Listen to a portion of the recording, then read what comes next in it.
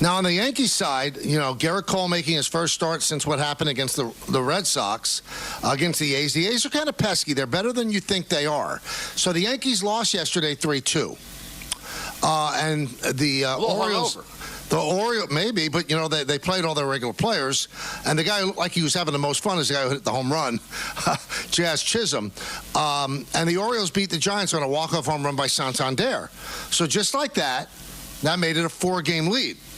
Now, the Orioles are playing the Tigers this week, and the Tigers, all of a sudden, are right in the race. And the last I looked, they were tied for the third wild card. So the Tigers should give the Orioles a little bit of a run. But if the Orioles do well against the Tigers and the Yankees stub their toe in Oakland, they could pick up a game. And all of a sudden, the 3 games next week against the Orioles become big to the fact that if Baltimore could sweep, then you got a completely different look. I think everybody assumes the Yankees are going to take the East. I know I do as well. But it could get hairy if you don't take care of business in Oakland. Now, if you take care of business in Oakland, doesn't matter what the Orioles do against the Tigers. But if you don't, let's say, again, you stub your toe and you lose 2 out of 3, then that 3-game set at Yankee Stadium against Baltimore could get very, very interesting. I mean, 9 games a lot, right, to kind of change everything if you start to stumble in. Right now they're hot. They're playing well. They're winning series. That's all you can ask to do. And don't let yourself down. I understand the A's can be pesky, Michael, but they're still not a very good team. So let's close out Oakland. Let's go to under 500. Yes, but, they have played better. In the second half, they've been much better. I hear what you're saying, but they have been much better. Let's go to Chris in the car. Chris. Hey, how's it going, guys? Good. What's up? What's up? Just a couple of two-part Yankee question, and Anthony told me you may have touched on it yesterday. I may have missed it, but Gleyber's been so good lately, and even defensively, he stepped it up. You don't think there's any way that he can stay on the team for next year? I don't think so, unless he comes in and says, "I'll take $5 million a year." It's amazing how people change their opinion. I mean, people wanted Gleyber Torres run off the team mid-season. So he's had a good 2 months, a month and a half, and now we're getting phone calls. You think they could keep him? Well, I mean, money isn't a factor here. He's going to want $15, $16, $17 million a year. For a 5-year deal, you're going to give that to him because he had a good 2 months? How about the bad 4 months? I would never say never, but if they sign Soto, I don't think you're going to see Rizzo back. I don't think you're going to see Verdugo back. I don't think you're going to see Torres back. I think they're going to get rid of all the players that are making a lot of money in the last years of their contract. Why would you bring them back? Soto and Judge will be the centerpiece of the team, and then they'll fill in around them. Jazz Chisholm is going to be your second baseman next year. Your third baseman could be anybody. It could be Oswaldo Cabrera. It could be Oswald Peraza. They're going to go with young players to fill the other spots. It's amazing that how people have just changed their opinion on Gleyber Torres. Did they watch the last year and a half? But these aren't nothing games. I mean, for him to play well down the stretch, what if he has a big postseason? I can understand the fans saying, all right, listen, he didn't have a great year, but when we needed him, he came up big.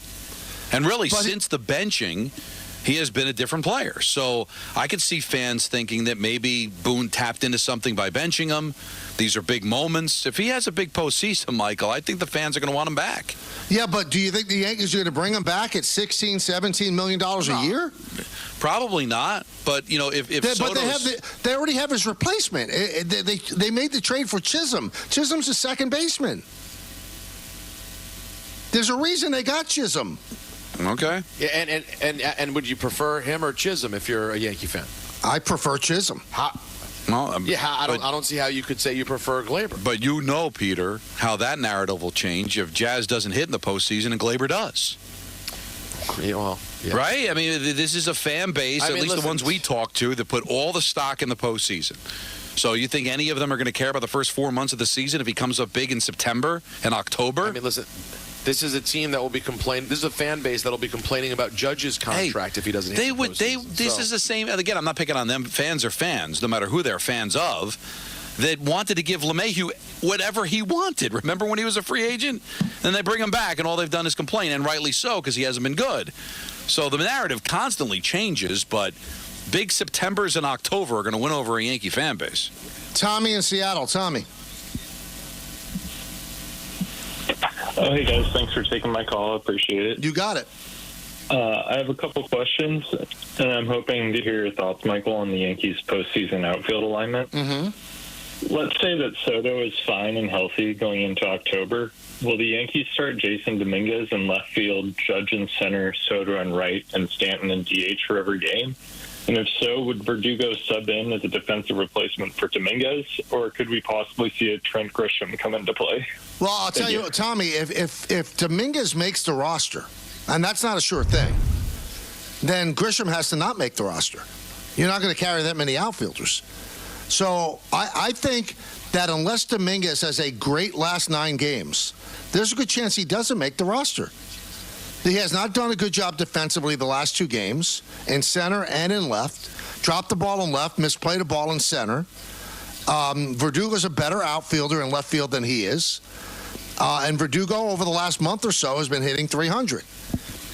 I think long-term, obviously, Dominguez is your play, but I'm not sure he makes the postseason roster unless he has a great final 9 games.